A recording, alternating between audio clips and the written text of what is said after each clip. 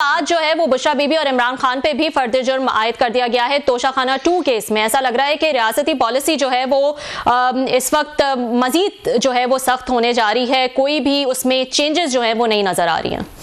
आज भी जब अडयाला जेल में जो गुफ्तगू साफियों से कर रहे थे वो यूं लग रहा था कि जैसे उनको आहट आ रही है कि बाहर इनकलाबियों का एक बहुत बड़ा जम्मे गफीर आ चुका है और इनकलाब बिल्कुल उनको बाहर लेने के लिए आ रहा है। क्लासर साहब, आज जो है वो बुशरा बीबी और इमरान खान पे भी फर्द जुर्म आयद कर दिया गया है तोशाखाना 2 केस में। ऐसा लग रहा है कि रियासती पॉलिसी जो है वो इस वक्त मजीद जो है वो सख्त होने जा रही है, कोई भी उसमें चेंजेस जो है वो नहीं नजर आ रही हैं। बिल्कुल, अभी आपने अपने इंट्रो में बात की वो बड़ी अहम था। एक इसमें क्लासर साहब माजरत के साथ हम जो है वो राना साहब हमारे साथ आ चुके हैं फोन लाइन पे, अगर आप इजाजत दें तो पहले हम जो है वो उनसे कमेंट ले लेते हैं। अस्सलाम वालेकुम राना साहब। जी वालेकुम अस्सलाम। जी राना साहब, thank you so much for joining. अभी मैं क्लासर साहब से भी यही पूछ रही थी कि बुशरा बीबी और इमरान खान पे आज फर्द जुर्म आयद कर दिया गया है तोशाखाना 2 केस में, तो ऐसा लगता है कि रियासती पॉलिसी में इस वक्त कोई चेंज नहीं है बल्कि मजीद सख्ती की तरफ ही जा रही है। देखें, जो पॉलिसी की बात होती है और लोग कह रहे थे, हमें तो कोई अवहाम नहीं था कि कोई रियायत उनके लिए अवेलेबल नहीं है, क्योंकि वो रियायत चाहते भी नहीं है। आज भी जब अडयाला जेल में जो गुफ्तगू साफियों से कर रहे थे वो यूं लग रहा था कि जैसे उनको आहट आ रही है कि बाहर इनकलाबियों का एक बहुत बड़ा जम्मे गफीर आ चुका है और इनकलाब बिल्कुल उनको बाहर लेने के लिए आ रहा है। लेकिन उन्होंने साथ ही कहा कि मुझे समझ नहीं आई आज अखबार देख के कि ये क्या गुड्डी गुड्डी गेम चल रही है। तो साफियों ने कहा कि जी क्या? उन्होंने कहा मेरे लोग मुज़ाकरात कर रहे हैं जैसे सब कुछ ठीक हो गया है। वो 200 लोग लापता हैं, जो 12 शहीद हो चुके हैं, मेरी पार्टी क्या कर रही है, तो ये जाली काम तो नहीं है? तो लोगों ने कहा जी बिल्कुल भी जाली नहीं है, क्योंकि ये तो लाइव दिखाया गया है। उन्होंने कहा नहीं, मुझे शक है कि मुझे कोई गलत बात दी गई है, ये कैसे हो सकता है कि मेरी पार्टी के लोग बात ही ना करें। फिर उन्होंने वो सलमान साहब को और जो बहन उनकी बाहर है जी, उनके बारे में भी कहा कि किस किस्म की गुफ्तगू हो रही है। तो उनके लिए आज इस तरह परेशानियों का दिन था कि एक तो पार्टी उनकी बात नहीं मान रही, जबकि उनको ये बात पिछली पेशी पे भी बताई गई थी कि आपके लोग तो कह रहे हैं कि सिविल नाफरमानी पे हम बात करेंगे कि ये इस तरह काबिल अमल नहीं है। तो उन्होंने कहा ये मेरा फैसला है, कैसे मुमकिन है कि ये अमल दरामद नहीं होगा। फिर जो आज फर्द जुर्म लगी वो छोटी बात है, असल बात वो है जो 190 मिलियन पाउंड पे उन्होंने आज अपने, जो कई दफा कहा था कि मैं सरप्राइज दूंगा गवाहों की सूरत में, आज उन्होंने अपने 342 के बयान से जो कहा था कि मैं गवाह लाऊंगा वो विड्रा कर दिए। जी बिल्कुल। इसको अगर मैं थोड़ा सा मुंतबिक करूं जी, कि पहले जो 3 सजाएं हुई यहां अडयाला जेल से वो इस्लामाबाद हाईकोर्ट के डिवीजन बेंच ने उड़ा दी, और आज ही खबर आई कि इस्लामाबाद हाईकोर्ट में नए जजेस की अपॉइंटमेंट हो रही है।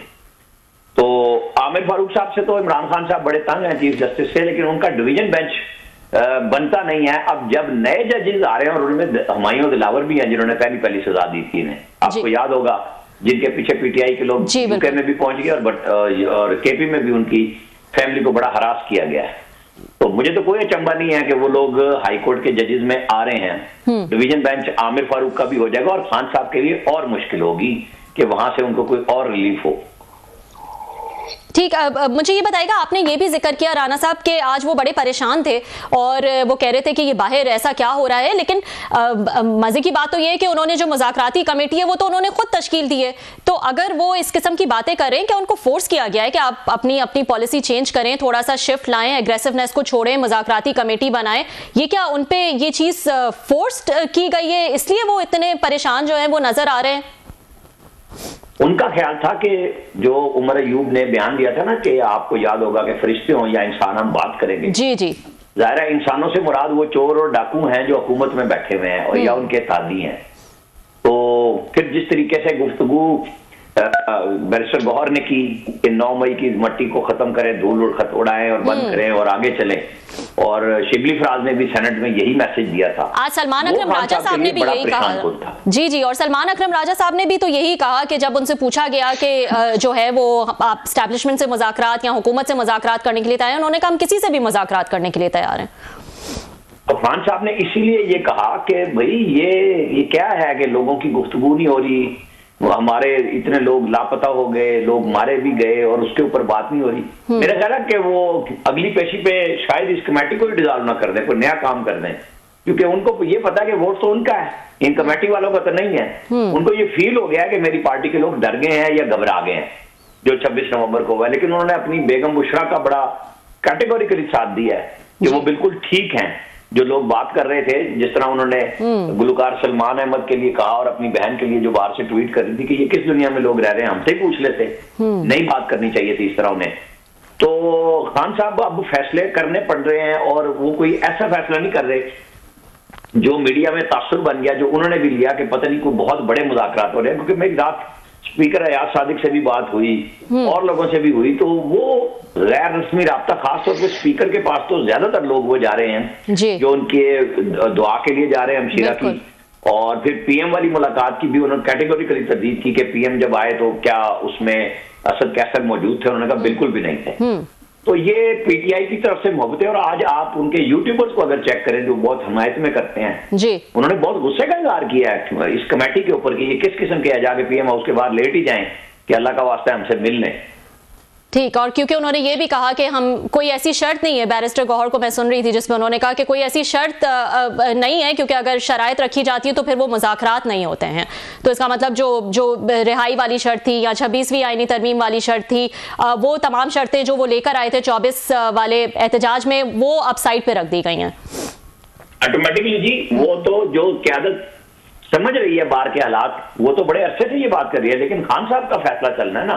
बैरिस्टर गौहर का या सलमान अकरम राजा, असद कैसर की तो नहीं चलनी बात जी। अल्टीमेटली फैसला इमरान खान का होना है। और इमरान खान आज की गुफ्तगू के बाद आप ये ना समझें, देखें इत्तेफाक ये है कि जिस दिन जनरल फैज हमीद की चार्जशीट आई और उसमें 9 मई का अगला जिक्र किया गया कि उनको इन्वेस्टिगेशन शामिल कर लिया गया है, उस दिन उन्होंने army chief general Asim Munir के बारे में ये कहा 342 के बयान में कि एक रिटायर्ड आर्मी जनरल को उन्होंने आर्मी चीफ लगा दिया।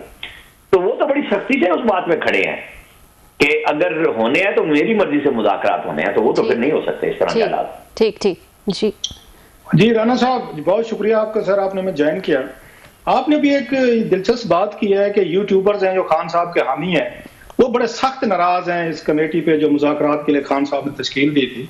तो खान साहब इन तमाम यूट्यूबर्स पे मुश्तमिल एक अपनी कमेटी क्यों नहीं बना देते जो हुकूमत से जाकर डट के जरा जोर बाजू से, जरा तगड़े तरीके से वो जरा हुकूमत से मुज़ाकरात करे और वो अपने जो डिजायर्ड ये रिजल्ट्स हैं, जो हो सकता है उमर अयूब साहब नहीं ले पा रहे, बैरिस्टर गौहर साहब, सलमान अकरम राजा साहब, शेर अफजल साहब, या जो भी हैं, हो सकते हैं ये यूट्यूबर्स हैं, ये हुकूमत को मनवा ले, अपने घुटनों पर ले आए और हुकूमत इनकी शरायत मान ले। सर देखिए, ख्वाबों की दुनिया पे तो कोई पाबंदी नहीं है, वहां डॉलर आ जाते हैं, लेकिन सियासत, आर्ट सियासत और चीज है।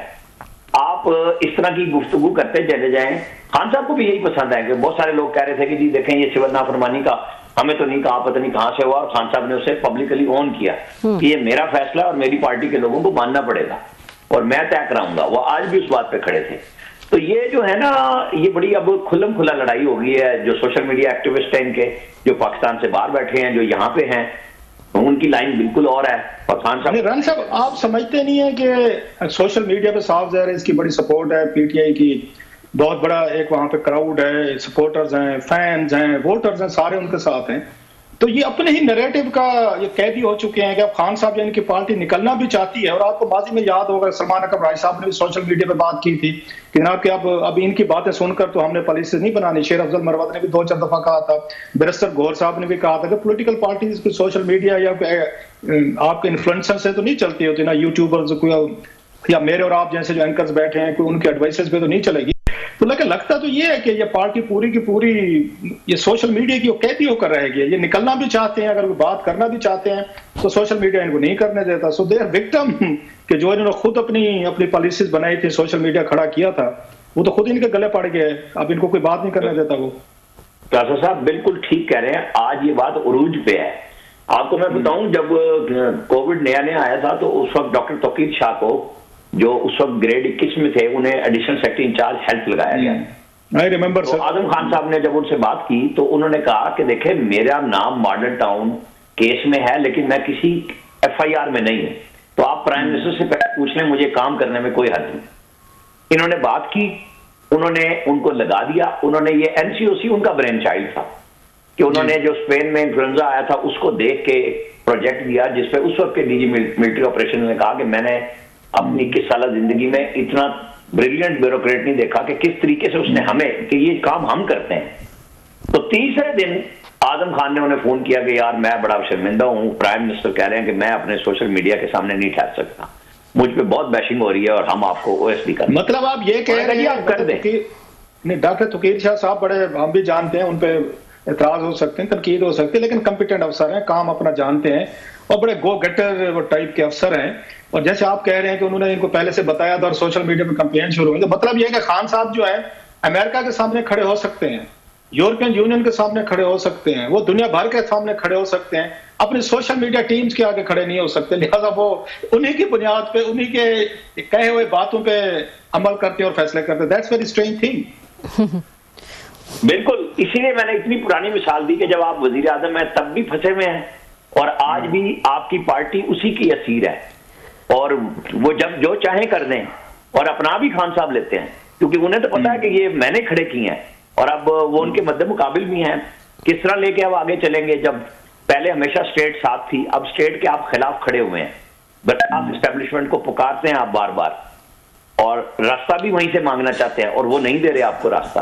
अच्छा राम साहब, एक बात बताएं, अभी आपने अहम बात कह रहे थे कि खान साहब ने आज जो उनकी बड़ी सिस्टर है यूके में जो है, मेरा ख्याल नरीन साहब है शायद, अगर मैं ठीक कह रहा हूँ, वो हो गई, और सलमान अहमद साहब जो हैं वो जो गुलकार हैं, अब दोनों बड़े खान साहब के बड़े करीबी हैं। एक तो चलो उनकी अपनी बहन है और बड़ी बहन है बताया जाता है, और दूसरे सलमान अहमद साहब भी कोई आम आदमी नहीं है। इन्होंने यूएस में बड़ी लॉबिंग की थी, अगर आपको याद होगा, बल्कि खतीजा वगैरह शाह साहबा थी या दीगर लोग थे, उनको छुड़ाने में, उनको करने में यूएस एडमिनिस्ट्रेशन में बड़ा उनका रोल था, उन्होंने बड़ा रोल प्ले किया था और बड़ा उन्होंने, आपको याद होगा, उन्होंने पिक्चर्स भी कुछ शेयर की थी यूएस ऑफिशियल के साथ, शुक्रिया भी अदा किए थे जब कोई खतीजा शाह वगैरह को उनको रिहा किया गया था।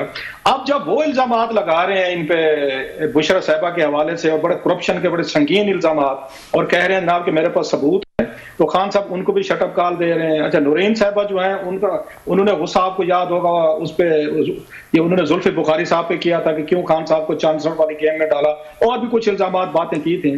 तो क्या वजह है खान साहब के जो करीबी लोग हैं, एक बहन है, एक इतने उनके वेल विशर हैं यूएसए में, खान साहब उनको पीछे करके अभी भी समझते हैं कि नहीं, बुशरा साहिबा जो है बिल्कुल उन पे बात भी नहीं होनी चाहिए, क्वेश्चन भी नहीं होनी चाहिए, अपनी पार्टी को भी उन्होंने शटअप कॉल दी हैं, वो कहते हैं वो बिल्कुल ठीक कर रहे हैं। खान साहब ने अभी तक कोई, मतलब मेरा ख्याल है कोई जरा माइल्ड लहजे में कहूँ, सबक नहीं सीखे अपने माजी से। नहीं, ना सिर्फ सबक नहीं सीखा बल्कि वो और लोगों को समझ रहे हैं कि बेगम बुशरा की मावनत से सबक सिखाएंगे। तो अच्छा। अब वो चीजें उनकी पार्टी के जो ग्राउंड पे लीडर्स मौजूद हैं उन्हें तो समझ आ चुकी हुई है, इस तरह काम चलना नहीं। लेकिन चूंकि खान साहब हैं, फैसला उनका है, अब वो जब बुलाएंगे मुलाकात होगी। मुझे तो आज हैरत है, बैरिस्टर गौर का नाम वकला की लिस्ट में तो मौजूद है, वो चाहते तो हो सकते थे वहां पे मौजूद, लेकिन आज वो वहां मौजूद नहीं थे। तो अंदाजा सबको हो रहा है कि क्या होनी है इनके साथ, और खान साहब को अंदाजा अपनी पॉपुलैरिटी का तो है, लेकिन उसकी कैलकुलेशन मेरा ख्याल है बहुत अच्छी नहीं कर रहे वो। अब वो टकरा जाने वाली जो कहानी है, उनको बताया है कि जी बेगम बुशरा ने बताया कि पंजाब से नहीं आए, बैरिस्टर गौर ने कहा कि लोग पंजाब से आए हैं, लेकिन जाहिर है कि अगर लोग पिंडी इस्लामाबाद से भी आ जाते तो नक्शा ही और होना था। लोग 3-4 दफा के इन एपिसोड से तंग आ चुके हैं, थक चुके हैं। बड़े बड़े मैंने इनके डाई हार्ड जो लोग जो पैसे भी लगाते थे वो भी थे कि यार इस दफा हम देखेंगे कि गंडापुर रुकेंगे या फिर हमें छोड़ के भाग जाएंगे। तो लोगों को ये समझ नहीं आ रही कहानी कि तो गंडापुर साहब तो फिर छोड़कर चले गए सर। वो तो पीटीआई के बेचारे वर्कर जो हैं उन्होंने घेरे डाले हुए थे, वो तो गाड़ी के आगे पीछे खड़े थे, वो गंडापुर साहब को तो वॉशरूम तक नहीं जाने दे रहे थे, नमाज नहीं पढ़ने दे रहे थे कि आप दोबारा चले जाएंगे। लिहाजा वो जो आपके यहाँ आप कह रहे हैं पार्टी के अंदर कुछ लोग हैं जो समझते हैं एक दफा फिर उनके साथ हाथ हो जाएगा, हाथ तो उनके साथ हो गया सर, उस पार्टी के साथ उनकी जो कंसर्न थी, खदशे थे, वो तो ठीक निकले हैं। न सिर्फ गंडापुर बल्कि उमर अयूब जो कहानी सुना रहे हैं आपको, किसी आप तो हॉलीवुड होके आए थे, वो उनको भी सबक सीखना चाहिए कि हमारे पास ऐसी आम गाड़ियां हैं जो सीमेंट के बैरियर जो बने हुए हैं उनसे ऊपर भी निकल जाती हैं। ये खारदार तारों से तो नवाज शरीफ भी निकल आए थे लॉन्ग मार्च में, लेकिन ये जो मनाल के रोड पे जहां पे अगर एक बस लग जाए ना तो आप गाड़ी नहीं क्रॉस कर सकते दाएं बाएं से भी। वो पता नहीं गाड़ियों के बीच में से कंटेनरों से 2-2 कंटेनर लगे हुए, आपने सुनी होगी कहानी उमर अयूब की। वो जी, मुझे जी। तो सब हजम ही नहीं हो रही किसी भी तरीके से कि ये किसको सुना रहे हैं और क्या सुना रहे हैं। अच्छा, अभी ये रबिया ने एक अपने इंटरव्यू में बात की थी कि इस वक्त इमरान खान साहब की, मेरा ख्याल है ये 24 तक उनकी पोजीशन चले बेहतर थे, स्ट्रांग थे, पुष्टा साहब आ रहे थे, फिर पार्टी भी केपीके से लोग आ रहे थे, वो गंडापुर साहब, पोजीशन कंपैरेटिवली बेहतर थी, हुकूमत बातचीत करना चाह रही थी, एस्टेब्लिश करना चाह रही थी, या अगेन एस्टेब्लिशमेंट करना चाह रही थी। अब तो खान साहब के पास ये हुकूमत को देने के लिए कुछ नहीं है, मासिव सिविल ये उनके सिविल डिसओबीडियंस के अलावा तो बार्गेन में तो कुछ नहीं है। खान साहब तो इस वक्त मेरा ख्याल है सबसे ज्यादा कमजोर पोजीशन पे खड़े हुए हैं, और लिहाजा आज उन्होंने गुस्से का इजहार किया है कि मेरी पार्टी कुछ नहीं कर रही, या किसने कहा इनसे वीक करने के लिए। तो खान साहब क्या फर्क कर सकते हैं मुज़ाकरात? फ्रस्ट्रेशन का शिकार है, ठीक ठाक फ्रस्ट्रेशन का, और पार्टी के ऊपर तो उनको गम गुस्सा है, लेकिन अब वो बेबसी भी नजर आ रही है उनकी कि जो वो कह रहे हैं बात, वो उस तरह लेटेंट स्पिरिट में अमल दरामद नहीं हो रहा उसका। और उनको अब वो जो आज उन्होंने कही कि भाई ये किस तरह है, ये तो बाहर गुड्डी गुड्डी हो रहा है, मैंने अपनी कौम को तैयार कर लिया इनकलाब के लिए, मैं उसके लिए खड़ा हूं, और ये लोग जाके मुज़ाकरात की बातें कर रहे हैं और इस तरीके से कर रहे हैं सबको छोड़ के। तो ये आप इनकलाब की बात उनके लिए बड़ी मुश्किल है, लेकिन वो जो क़यादत उनके लिए रास्ता बनाना चाहती है कि किसी तरह इनको जेल से बाहर निकालें। खान साहब जो गुफ्तगू करते हैं वो उनको भी जेल में पहुंचाते हैं जो गुफ्तगू करने वाले हो रहे हैं जी। तो ये मखमसा है इस वक्त सबके लिए। अच्छा, मुझे याद पड़ता है आपने भी कहा ना कि खान साहब को यकीन दिलाया गया कि बहर इनकलाब के लिए कौम तैयार खड़ी, आपके लीडर जो है ना ये कमजोर हैं, ये बुज़दिल हैं, ये बहादुरी दिखाए तो कौम अभी उलट कर रख देगी। तो मुझे याद पड़ता है 10 सितंबर 2007 को जब लंदन से नवाज शरीफ साहब आ रहे थे उस स्पेशल प्लेन पे, मैं भी था, हमारे दोस्त अरशद शरीफ ये शहीद भी थे, और भी कुछ दोस्त थे जो साथ आ रहे थे जहाज में।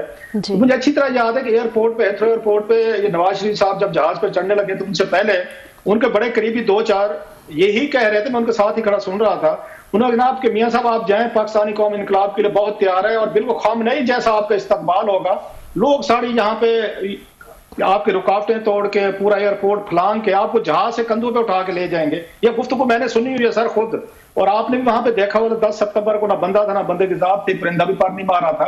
सो ये जो इधर उधर वाले तबलची होते हैं, ये जो थोड़ी संगत देते हैं, मेरा ख्याल है तो ये नहीं थोड़ा लीडरशिप को इस तरह की ये बातें करके कि ये बहर लोग इनकलाब के लिए तैयार हैं, लोग तो आए और आपको उठा के ले जाएंगे, जैसे खान साहब को कहा गया था अडियाला जेल से आपको निकाल कर ले जाएंगे, नवाज शरीफ साहब को कहा था जी जहाज से उतार के आपको ले जाएगी अवाम लाहौर में और लाहौर जाके छोड़ेगी।